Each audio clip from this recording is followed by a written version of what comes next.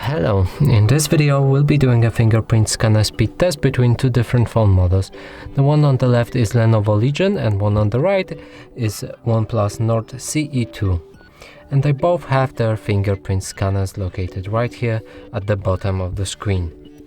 So let's get into the testing.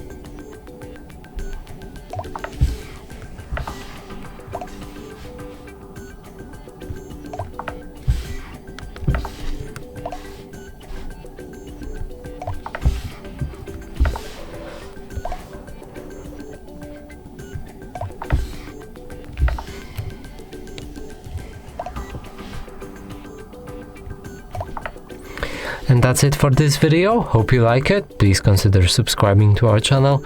Leave a like and a comment below.